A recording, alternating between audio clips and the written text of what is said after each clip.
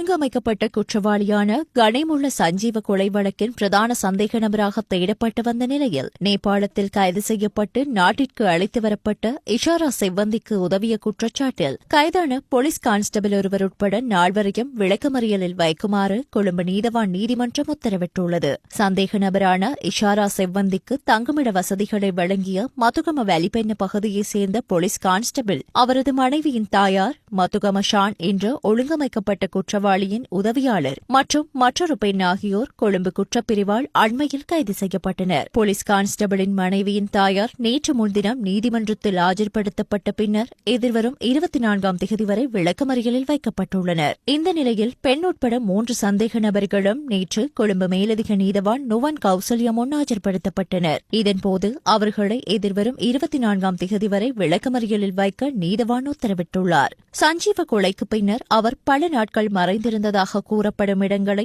ஆய்வு செய்ய அழைத்து செல்லப்பட்ட நிலையில் தற்போது கிளிநொச்சி பகுதிக்கு அழைத்து செல்லப்பட்டுள்ளார். இதேவேளை கெஹல்பத்ர பத்மி தலைமையில் நிகழ்த்தப்பட்ட கணேமுள்ள சஞ்சீவ கொலை செய்யப்பட்ட சம்பவம் தொடர்பில் பல அதிர்ச்சிகரமான தகவல்கள் வெளியிடப்பட்டுள்ளன. விசாரணைகளின் போது இஷாரா செவ்வந்தி என்ற பெண் ஐரோப்பிய நாட்டொன்றுக்கு செல்வதுதான் தனது வாழ்நாள் கனவாக இருந்ததாகவும் அந்த கனவை நனவாக்குவதற்காக கெஹல்பத்ர பத்மி அந்த கனவை நனவாக்குவதாக கெஹல்பத்ர பத்மி அளித்த வாக்குறுதியின் பேரில்தான் கொலை சம்பவத்திற்கு உதவியாக செயல்பட்டதாகவும் தெரிவித்துள்ளார். குறித்த சம்பவத்திற்காக தான் எந்த வகையான பணத்தையும் பெற்றுக் கொள்ளவில்லை எனவும் தன்னை ஐரோப்பிய நாட்டிற்கு அனுப்புவதாக கெஹல்பத்ர பத்மி கூறிய வாக்குறுதியை தான் கொலைக்கு உதவியதற்கான காரணம் எனவும் இஷாரா செவ்வந்தி தெரிவித்துள்ளார். மேலும் கெஹல்பத்ர பத்மி தனது வாக்குறுதியை நிறைவேற்றும் பொருட்டு இஷாராவுடன் கைது செய்யப்பட்ட ஜே.கே. பாய் என்ற நபருக்கு 65 லட்சம் ரூபாய் வழங்கி போலி பயண ஆவணங்களை தயாரித்து ஐரோப்பிய நாட்டுக்கு அனுப்ப ஏற்பாடுகள் செய்திருந்ததாகவும் தெரிவிக்கப்படுகின்றது.